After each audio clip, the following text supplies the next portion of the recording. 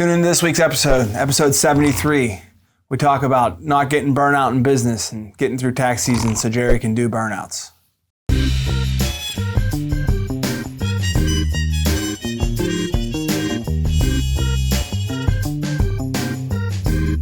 You're listening to Between Two Bridges, a business-to-business podcast.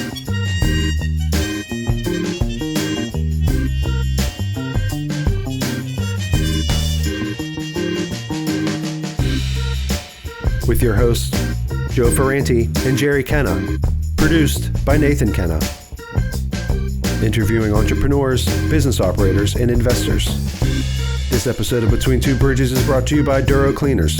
Luxury laundry care conveniently delivered to your door. Visit DuroCleaners.com because life's better without laundry.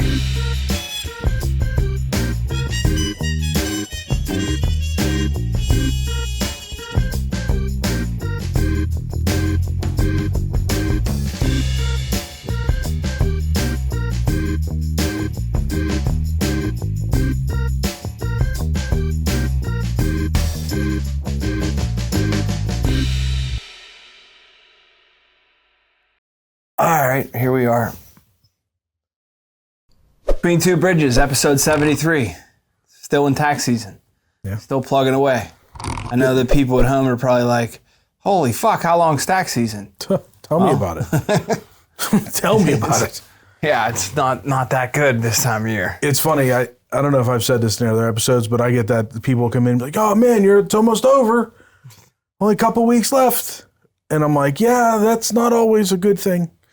Because I have such a pile of work to do that, yeah, it's almost over. But yeah, it's almost over. I got a lot of shit to get done. I was don't guilty have time of that. to do this. Like maybe we should just you know what? I gotta go. Yeah. Well, I was guilty of that when I walked in today. So like when we get here, I kind of, since like episode 1 through 72, I always screw up the week delay. You know, like hey, how was your 4th of July? And like, Yeah. But so when I walked in, I kind of was thinking it's April. When we still have a whole nother, 5 days in March here, 4 days. But yeah, it's that time of year. It's like, you know, and I think maybe it's like this for everybody this time of year though, not just accountants. It's like you got that transition period where you don't wake up in the morning and know what to wear because it's fucking 31 or 68. Yeah, it was 80 last week. It hit 80. Snow on the windshield this morning. Cold as shit. Yeah. Yeah. So you're going, dude, it's that time of year. The kids are still getting adjusted from the clocks changing and, you know, and they're going to be on spring break. That's not a good time for you, I'm sure, having the kids home all week and trying to do what you got to do. It won't affect me. Amber will be up against it. Yeah. Yeah. Same thing with Sarah. Like she's just, I don't know. We're not one of those families that we can be like, hey, let's go to the Swiss Alps for spring break. No. Be nice, but we're not there yet. Nope. Not yet. So, it's been we've had like an uptick of business when it got nice, like and then like it got cold again, so then we get slow again a little bit, but it's all good. We're just plugging away. Plugging away. So I didn't ruin anything this week at the cleaners. That's always a good thing. It's a good thing. You know? So I've heard some grumblings about some old things coming back into the industry locally. So when that comes through, we might have to have him on. But I like when the old the old services we used to render in our business come back because it's like a message to clients like saying, hey, dry cleaning's not going anywhere. Yeah. You know, so it takes that off of our plate. But yeah, I mean, a lot of the same old shit. We had a girl off for a couple of days. She went to visit a friend in California. We got through that. So it's nice to have that no retail thing. So. Yeah. There wasn't any 8 o'clock night standing at the front counter watching the traffic go by on McKnight Road. So that was nice. So yeah, you've seen a lot of cars go up and down 910 this. It's busy. Yeah, it's a busy road. It's a good road. Yeah, it's a busy road. It's a good road. Yeah, I'm really liking the new location. Clients seem to be adapting to it well. We're occasionally still trying to give directions and having some people that are struggling, but for the most part, a lot of people are having no issues finding us, and yeah, occasionally I'll get a comment, but man, you keep getting further away from me. But take a fucking hint. But a lot of our clients are like, man, I'm right down the street now. This is great. So, just as many clients, we're closer. And honestly, we're more centrally located for the greater Pittsburgh area, because we're minutes from 28 and the Turnpike and Route 8, and where before we were kind of funneled into Oakmont and Verona area, so everybody had to go over the bridge. And Yeah, I'm trying to think of like the last time I went across that bridge. yeah, Nice. I joke around to my Oakmont clients that know that town well, that as long as I can, I knew that as long as I could convince my Oakmont clientele that there is life on the other side of the bridge, that I knew I'd be okay. Yeah. And I don't think, I mean, it's early still, so, and I go through my calendar and see who's booked and like that, but it doesn't seem like we've lost any clients. If we have, I haven't really noticed. And, we're just so busy, and there's always churn, right? I mean, there's always going to be people that decide they're going to do it themselves, or they've got a cousin that's going to do it for them this year or whatever. And that's fine. That's the business. When I first started out, I started with a gentleman that was in the tax business for decades, and I would stress out like, I think I lost a client, and he's like, yeah, you can't worry about it, because every one you lose, you're going to gain two. So Yeah. don't worry about it. If it happens, you churn. People come and go, and it happens from time to time. So we've gotten a lot of new clients. So we just keep moving forward. Yeah, I think that's any business. Like, you churn clients, like, Yeah. just the nature. I mean, I've had clients as long as I've been doing it, honestly, 12, 15 years, that they call. And I just went through this with a guy. He just sent a text message. I mean, finally he used the system. Just text message your problems to us. We'll get to them, Yeah. And he texted in and he said he no longer needs our service. And even though I know there's a vast reason why that could be, but your heart stops. You're like, well, what did we screw up? So immediately I hop on the horn and called him, and he said, Joe, you've been doing my stuff for 15 years now. Everything was great. I really appreciate it. He said, but we retired and we're moving to South Carolina. And I was like, well, that is unfortunate. I don't deliver to South Carolina. North Carolina, a little bit. South Carolina is a little too far. But Yeah. It's good to hear the customers appreciate it. And, I told him, leave the light on if you ever, he wanted to give the bags back. I'm like, leave them hang in the closet of the house here. When you sell it, maybe they'll use up. us. Yeah, so. Yeah. I like, for tax, a lot of times we'll have clients. I have a client that actually, I talked to him today. He's a real estate agent, and he's been in Pittsburgh. We've done his stuff for, I think, 3 or 4 years now. And we have a great relationship. And he just moved to South Carolina, decided he was sick of the weather in Pittsburgh, decided he needed a change. So he and his wife decided we're going to South Carolina. So they picked up and moved to South Carolina. He called me this year and said, hey, I don't know what to do. I don't even know like how to even start looking for a new tax guy down here. Yeah. And I said, why are you doing that?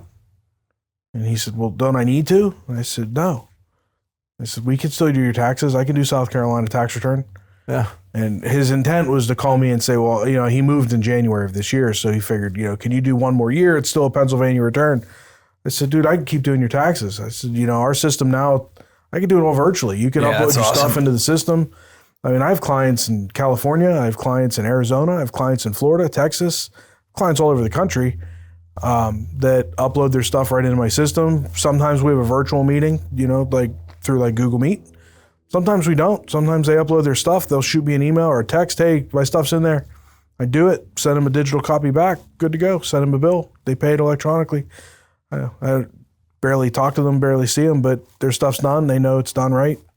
So I have clients all over the country. So when they move, that's something that people worry, because they've got to start a brand new relationship with a tax guy. That's a very intimate thing. Yeah. And when I tell them, no, I can handle it, we can keep doing it, they're like, oh, that's such a huge relief. So, yeah. Yeah, it's funny. I mean, there are services out there. We've talked about it on here before. Like, you need a good barber, you need a good lawyer, you need a good tax guy. Yep. There's a lot of people that are, every year you don't think about it because, like, especially when you own your own business, you just feel like life's the same. You're just always grinding. Yeah. But like, every year there's a whole new group of people that maybe didn't care about their taxes that much, but their daughter's going off to college and they want to get every inch of write-off they can get. Sure. So that maybe they're not going to do TurboTax or they're going to call you and maybe they started TurboTax or something a little different this year and they just don't know how to handle it. yeah. So yeah, it happens all the time. But you're pretty much 99.9% booked up, huh? Oh yeah, I mean we're booked. I'm booked myself. My calendar's pretty much completely booked from now until April 15th. So, which has been a challenge too because a lot of my regular clients that I've been doing are calling and being like, I can't get an appointment. And I'm like, yeah, I mean, I'm trying to like squeeze them in. Or a lot of them are resorting to dropping their stuff off and I'm just doing it, getting it done that way. Or they're sitting with another accountant. But yeah, I mean, that's kind of the drawback of it being toward the end of the year. Sometimes it gets tough to get an appointment.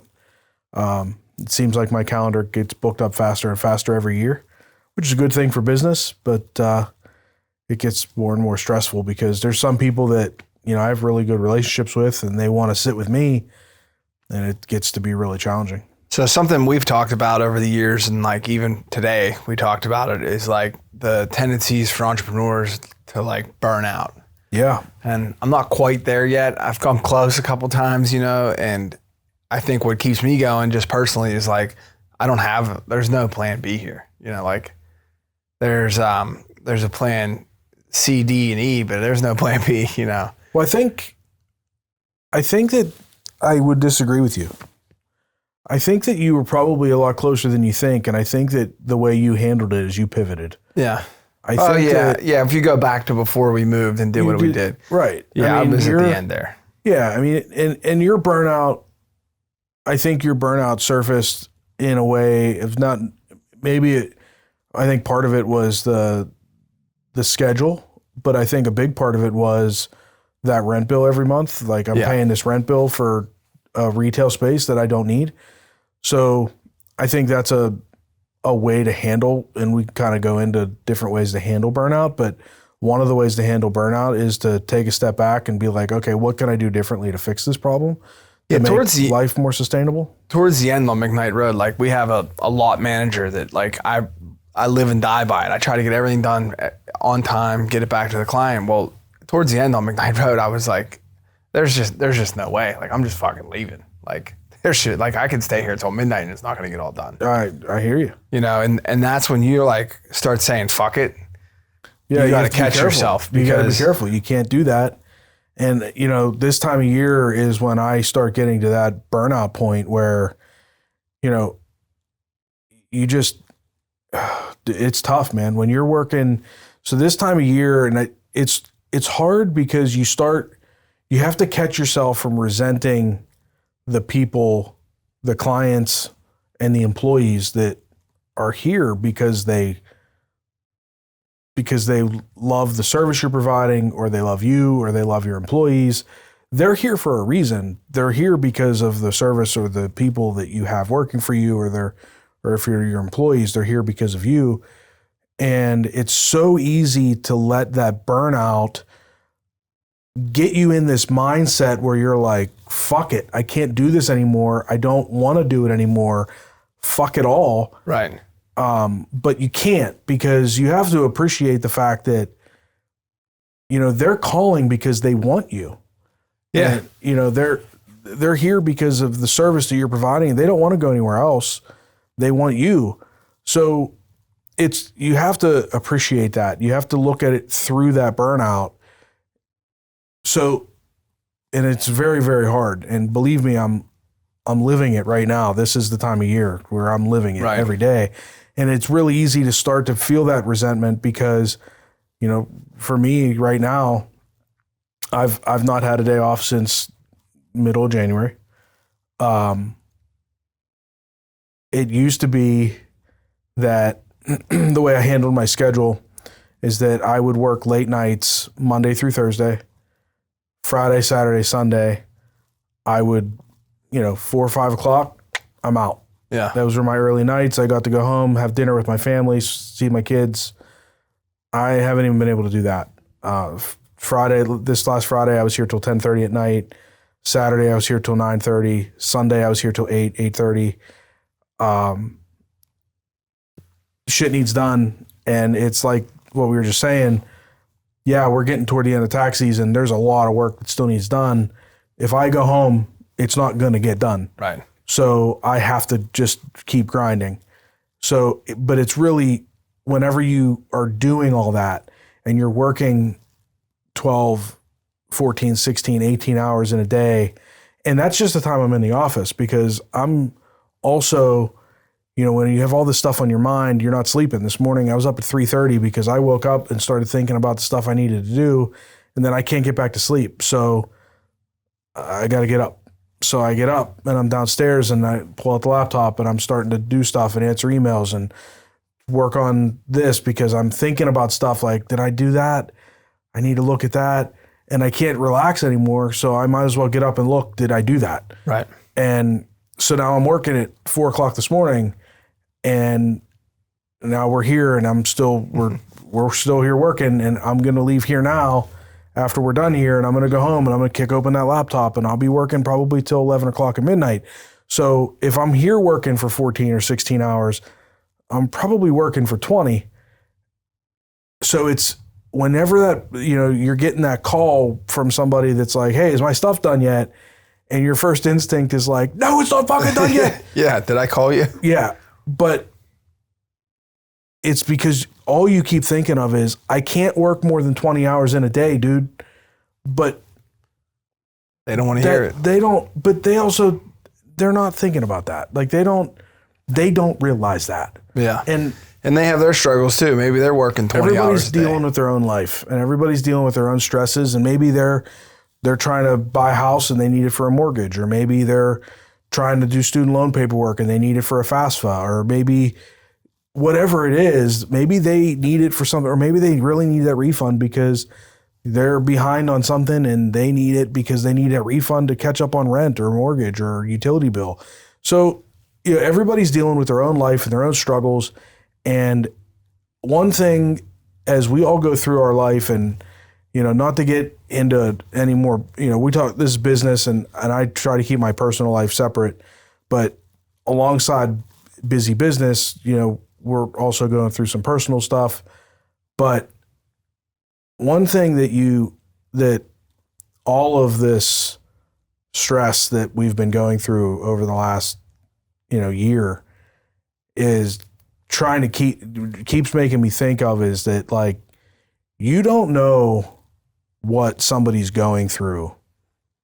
So like somebody cuts you off in traffic, or somebody's, you're upset with somebody, maybe just take a breath, because you don't know what they're going through. You don't know what news they got today. Yeah. You don't know what they're dealing with in their life. So maybe have some grace. Maybe just fucking cut them a little bit of slack and be kind, because, everybody's dealing with their own shit. So our football coach in high school told us a story. I think it was his guy he went to college with.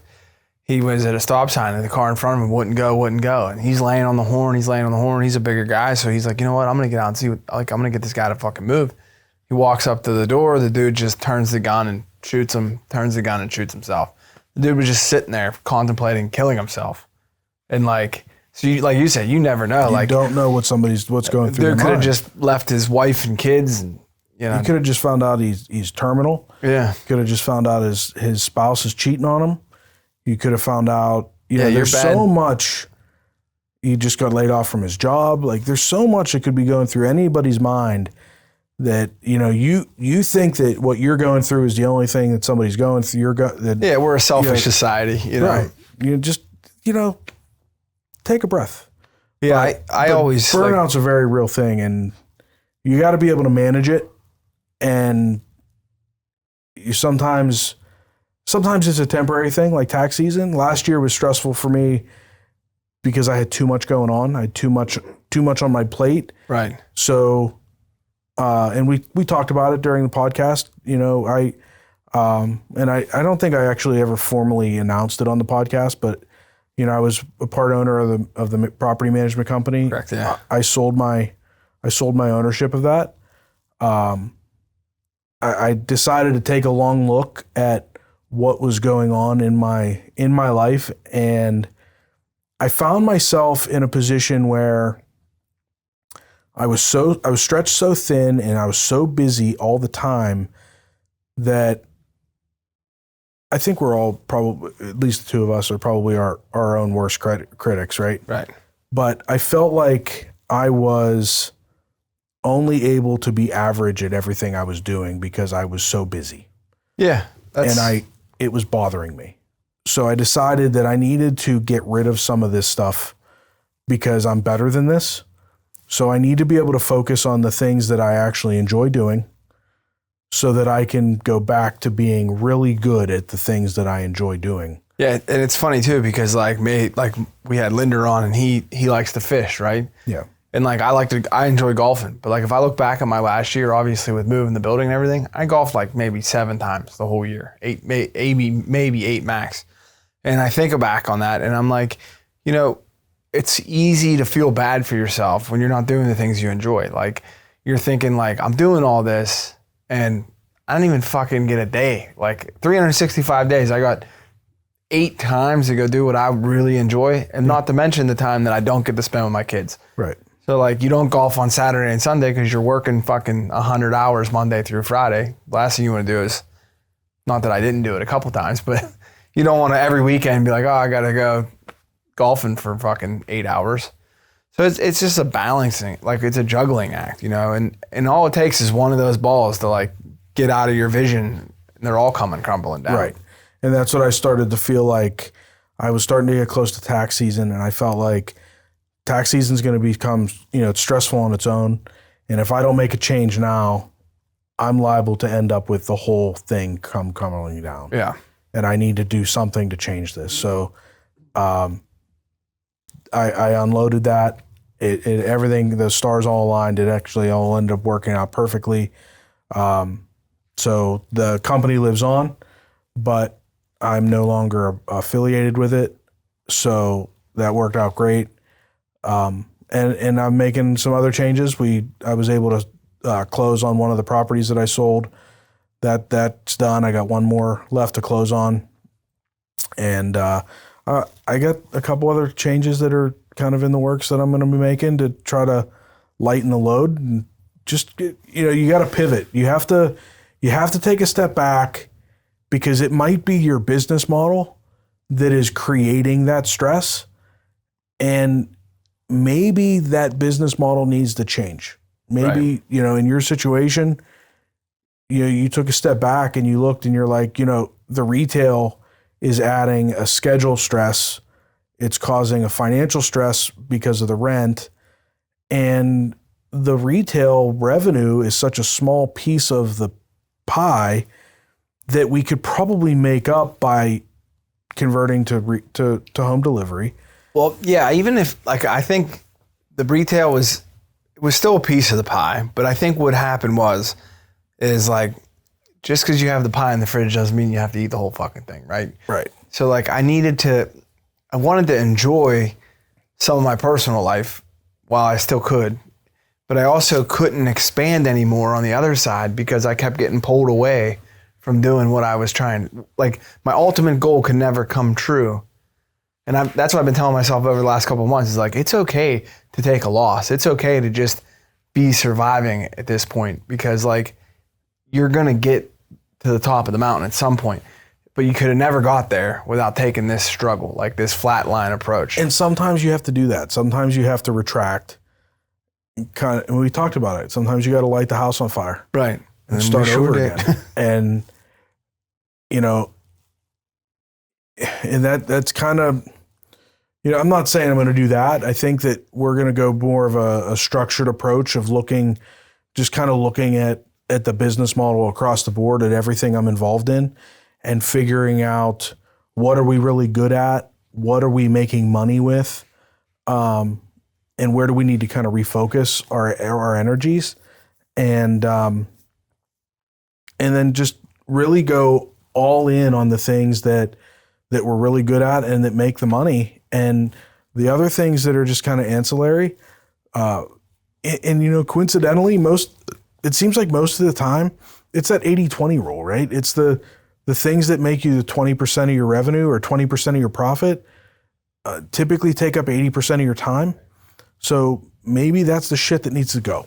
Right. And so, so we're just, if you find yourself burned out, maybe you need to take a step back, kind of look at your business model and decide what here is important, what here is vital to my business, and decide what do I need to change, because burnout, tax season burnout is really hard, but it's 4 months, 3.5 months. And there's light at the end of the tunnel. Once you get through your first year, you're going to get through another one. The problem is whenever it doesn't end. You can't, I'm all about the hustle, right? And I am not the kind of guy, anybody that knows me, I can take more stress than most, and I have no problem working a 60-hour work week. I work constantly, but certain levels of stress are not sustainable. And if you can't fix that problem, the whole house of cards will crumble. Yeah, I mean, you get stroke out, I know guys in my industry that have had to check themselves in. Yeah, and it's also not fair to your kids. No. It's not fair to your wife. It's not fair to your family. It's not fair to your employees, because if you're miserable when you come to work, it's not fair. It's not fair to your clients. Yeah. So it's just a bad culture all around. Yeah, it creates exactly. It creates a bad environment. It creates a bad culture. Like, I've always been big, like in our business, you can kind of see what you have to do for the day and get it done, right?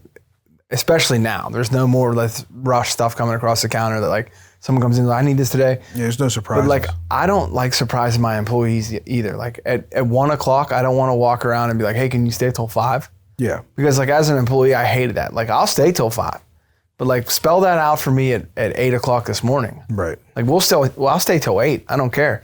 But don't come to me when because like, especially when it gets hot in there, you're looking at the clock. 2:00, we're 2:30, we're done, right? Yeah. I'd hate to go to them at 2:30 and be like, can we stay till 5? Yeah. It's just not fair. That's the nice thing about my business on non-tax season time of year is that, one of the accountants that I bought out years ago used to say there's no such thing as an accounting emergency. And to a certain point, there's really not. Right. Now, there's certain things that have to be handled. There's obviously deadlines, but you get a letter from the IRS. As long as you get that letter from the client whenever they get it, usually you have at least a month to respond to it. Yeah. So, there should never be a point where you're like, oh my God, I have to get this out today. Yeah. But your client wants to hear from you to reassure that, you know what I mean? Right. But you should be able to schedule out your work. Yeah. And there's going to be busy weeks. If you're doing bookkeeping and accounting, your first week of the month is always going to be busy because that's when you're trying to get your reconciliations done, your financial statements out. But the second, third, and fourth week, maybe not the second, but the third and fourth week of the month, maybe you're a little bit lighter weeks. Right. So there's. And that's our responsibility as business owners to understand when it's going to be ebbs and flows and try to structure the people in the business to understand what's going on. Because if you don't fill them in and they're left in the dark, they don't know. Right. You know what I mean? Then they're pissed off because they're like, we always get out of here at 3. Why can't I got to be there. I got to go. Yeah. So yeah, we're going to make some changes and try to move toward, and it's something that I've been talking about for a long time. I'd really love to move toward, start moving toward a lot more toward like some passive revenue, some residual revenue, and, focus our hourly service revenue on just more focused stuff and less fire drills, just kind of get more organized with things. That's kind of what's unique about like both of our in the service business is like especially right now when I'm trying to build up more clientele, it's harder to sell a service than it is a product. We can't just fill our trunk up with our goods to sell and just go sit down in the corner and start selling. No. So I'm trying to like learn different ways that I can get in front of different people. And, I've come up with some ideas. We'll see how that works out. But it could be fun for me. It actually might get me to a golf course every week. Yeah. But Yeah, it's the ebbs and flows of business are unique, and like we don't try to be too dark on here, and I don't think we have gone some dark spaces, but Yeah. I just, at the end of the day, I'm like, to me, it's not about like going for broke anymore. It's like, cause I don't want to go broke. I think I've said that here before, like where it's like, I'll go broke. I've been broke. But like, to me, it's just like, let's build something that's sustainable. Right. Because what I was doing before wasn't sustainable. And sometimes you got to fucking blow it up, or else, the end game was going to be, I don't renew the lease. They find someone to come in there. Now I'm on my ass. I'm on the street. And then I'm like, you know what? Fuck it. Lay everybody off. I'll go get a job. And that's not who I am. Like, I couldn't go work for somebody. I couldn't go. I mean, I'd be a great employee, but I don't want to be a great employee. No. Like, because there's no end game there.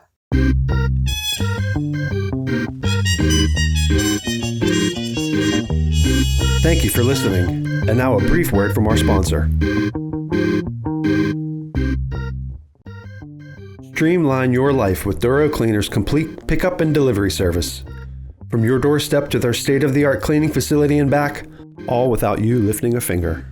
Get time back in your day and fresh, ready-to-go clothes. And just wait, big things are coming soon to make your experience even better. Visit DuroCleaners.com because life's better without laundry. And now, back to the show. Yeah, so burnout is a real thing. So we kind of hear it, you talk about it, but when we were going to talk about it tonight, I kind of just did a quick search, and like Starbucks CEO had to step back. Like the Huffington Post, she had to step back. The lady from Yahoo, step back. Uber, like major companies. These people that the outside world, the other, people think, oh, they got it made due to Starbucks. But yeah, I mean, it's a real thing, and it affects real people. I mean, I've read that there's been times where Elon Musk has had to step back for a little bit to kind of just catch his breath. I mean, the people out there that are seemingly on the surface, basically running the world. Yeah. They have their outlets. They have to have their outlets, and you do too. We have this culture right now, and social media plays a big part of this, where we have this hustle culture where, like Gary Vaynerchuk pushes this really hard. And I love Gary V. I love his content, but he pushes this hustle, work harder. You want something, work harder. And to a point, I agree. And, I used to have a sign up in my office a couple offices ago that said, you can't deposit excuses. And I still live by that, and I still think about it. But there's a big difference. There's a difference between the guy that is whining because he can't make his rent, but he's not out there taking risks. He's not out there trying. And the guy that's working 120 hours or 80 hours a week and is just burning out. I mean, burnout happens, man. Yeah. Sometimes, you have to find a way to enjoy your life. You have to find a way to enjoy the journey. And I think a lot of those like Thursday night bowling leagues were brought on because the guys that work in the mill, man, or mechanic Fred down the street, like he needs to have something to look forward to. Yeah. And like I look forward to going home and seeing my kids now more than ever. Like I think it's so cool to see them come home from school and like it's kind of enjoyable. But then like that wears off like 30 minutes into it. I'm like, all right, what the fuck else is not, what's going on? Yeah. I think this hustle culture, the problem with it is that it insinuates the fact that there's a finish line somewhere. Right. There is no finish line to this race. There's, we're not going to get to a point, people like us are not going to get to a point where we're going to go, well, we're here now. We're good. Yeah, that was fun. I mean, there's a real, the fact is, and it's a very real fact, is that 10 years ago, the me 10 years ago would have been thrilled to be where I'm at right now. And I'm not thrilled to be where I'm at right now. Yeah. So it doesn't, you have to learn how to enjoy the ride. Right. And that's why I think that people think like, oh, there's a big difference between being a business owner and being an entrepreneur. Like when you're an entrepreneur, you're constantly trying to improve your methods. Like business owners, there's a lot of good business owners. They got a system, it works for them, and they're going to just go in and punch the clock like an employee for the next 20, 30 years, listed for sale on biz, buy, sell, trade, or whatever, and they're going to take their money and then you have the people that are just self-employed. You know, that contractor that's just taking a job and he's going to make, you know, he's going to do $100,000 worth a year worth of work and, you know, minus his expenses, and he might clear $40,000 and he's going to live a life and he's going to be happy as can be. Yeah, he's going to buy a pontoon boat. He's going to get on the river on the weekends. He's going to, you know, be home at 3:00 every day and live a happy life, and that's going to be his thing, and that's fine. Yeah. Perfectly fine for him. That's not where I'm at. You know, you watch Suits? Yeah. One of Harvey used to always say, life is here. Yeah.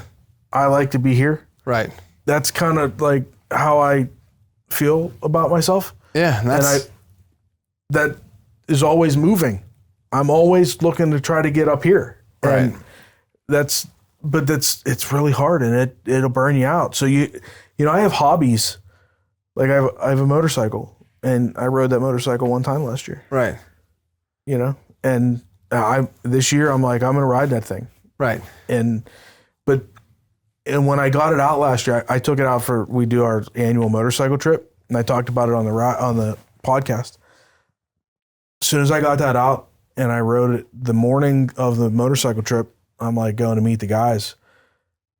And it was like, man, I need to spend more time on this thing. Yeah.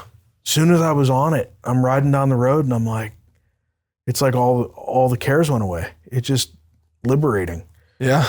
And it's like with golf for you. Yeah. It's just clears your head. Yeah. You get out there and there's nothing I can fucking do about it now. Right. It's going to enjoy I'm my not going life to turn right the golf cart around and go back to the clubhouse because Mrs. Jones's pants aren't done. Right.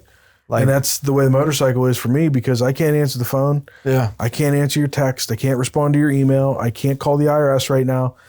I'm gone for the week. I'm on a motorcycle. I can't do anything about it. It's going to have to wait till next week. Yeah. And that would be advice to anybody that's, you know, starting out or getting to the point where they're busy and like, remember to find some time for yourself, find some time for your family, or else the burnout will happen faster. It's going to happen, man. Yeah. Like whatever it may be, take a karate class. Yeah. But also don't forget, like, if what you're doing makes you miserable, maybe you need to change it. Right. Maybe you need to take a step back and go, okay, what about this sucks? Yeah. I got to stop doing that. That's where I was for a long time. It was like the only thing that I could think of was the only thing that was going to make my mind stop racing was press and close. Because all I could do to get that pressure down on me was get the job done. And like the job is never done. Because you're literally like at the old place, I was standing there pressing pants and I'm like, man, I banged out like 55 pair of pants. And like, I'm getting caught up. And the door would open. Then the door would open and the guy would drop fucking 13 pairs of pants off. And I'm like, I'm on a rat wheel here, dude. Like I am no closer to go. Like I had many of times where like, you know, Netflix was doing something and they had like a breakfast for like vendors to come down and like talk about services they offered. And I'm like, oh, I'd love to come. And then I'm looking at fucking 900 pairs of pants and 900 shirts. And I'm like, this is not going to get done if I leave. I can't leave for 3 hours right now. Where like, that's the business I wanted. And I couldn't go get it because I was stuck, you know, and it's like a struggle because then you like start resenting yourself and you resent the employees because they're not working faster. You know, it's like, holy fuck. So we're in a good spot. It's like, it's a unique time to be in my business because you feel like you're drowned in now for a different reason. Because you look out and you're like, we're done with everything? Like, how the fuck are we done with everything? But we got an extra person and it's working out. I mean, it's cool. It's fun. We can get this rebranding done sooner or later.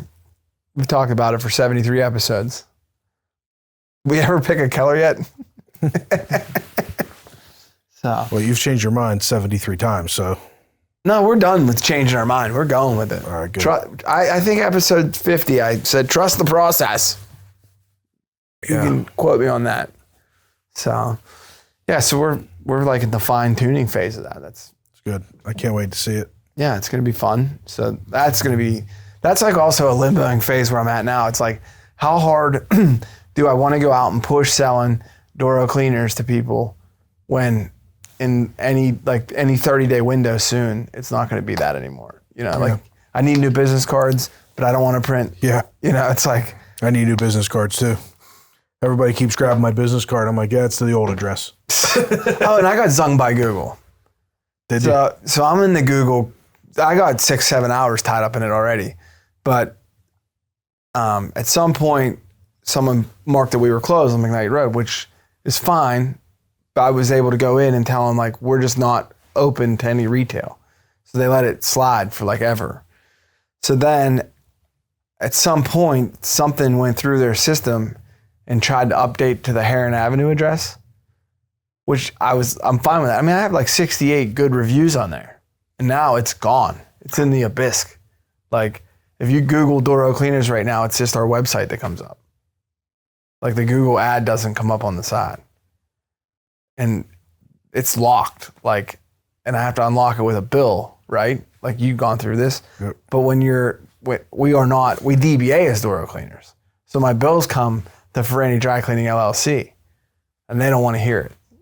And I'm like, so now, like, I got the water company to change the bill to Doro Cleaners. We submitted that, and we'll wait to hear back. There's no one to call. Mm-mm. There's not Frank and fucking. And half the time, you can't even find a chat. I mean, it's hard to find even a chat. You got to submit a ticket. And then you go back to that page, because I tried to create a duplicate page for the time being, figuring that would be faster. It would just get up there. Well, now that thing there is disabled. Like, it's marked and the case is closed on that one. Like, so I'm like, yeah, they make it hard, man. Yeah, and it's hard to get a Google listing without having a physical address. And now the 222 address is locked up, and I can't go back to 4847 McKnight. So I don't know. We'll play the game. I'll be walking around with keys and fucking taking pictures. So it'll be fun.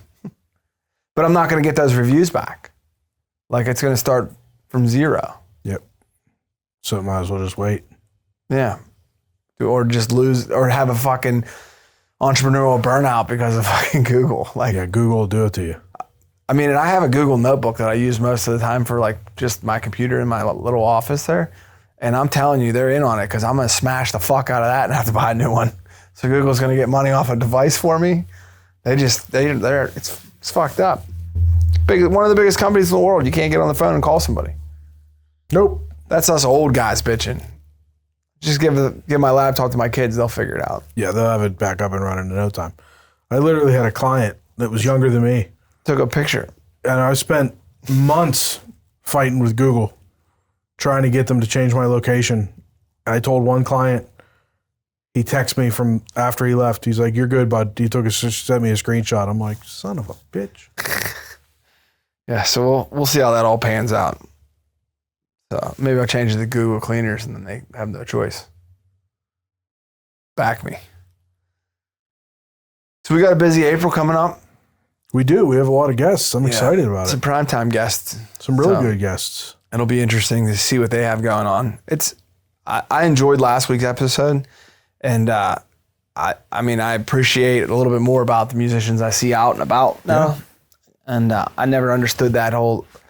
I always thought that if you played guitar somewhere, you wanted to be famous, and that's kind of not what he's trying to do. Mm-mm. So that was cool.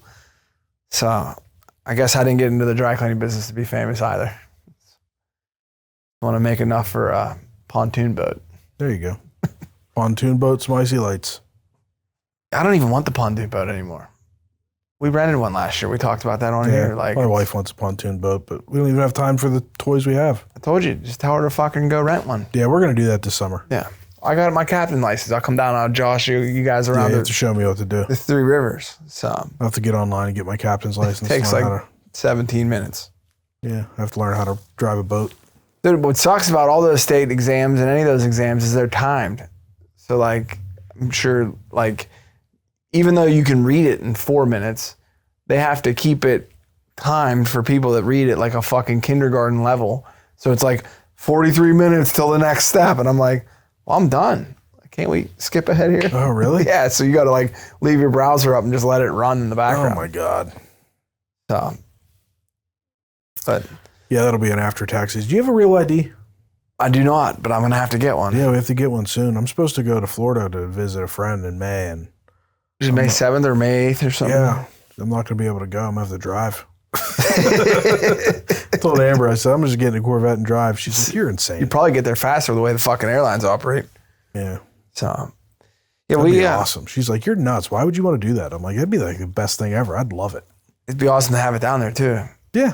So, They're car and drive, man. I don't understand. I'm like, that's above my pay grade. I know you have to pay for it, first of all. Yeah, I don't know. Or you have to pay now, and then whenever you renew it, it's free. Is that what it is? Yeah, it's whatever. I mean, it's just a pain in the ass. I got to go there. I got to bring them all this paperwork. I went and I pulled all my paperwork. I have all the documentation I need. What all do you need? You need a birth certificate. You need a bill with your name and address or something. You need your existing driver's license. You need a birth certificate? Social security card? A social security card or a birth certificate. I don't think I have. I probably have both. I just have to go look for it. That's what I had to do. I had to go in the safe and go find it. It's funny because when I got my social security card as a kid, like, I don't know, I remember seeing it around. I signed it, Joe Ferranti. So probably not valid. I probably got to get a new one. Yeah. But it's weird. Like they said, like it's not allowed to be laminated, I guess. And I had a client who was like, mine's laminated and they wouldn't let me take it. And I'm like, oh shit. Yeah, mine's not laminated. It's just whatever. But so yeah, I don't know.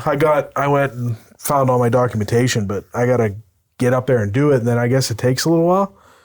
But by April, I'll go up there April 16th, I guess, but I don't know if I'll have it by when I want to go.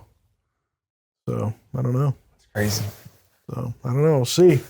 Well, like I said, we'll busy April for the podcast here, and we'll keep putting some content out for you guys. And yeah, April's gonna be fun.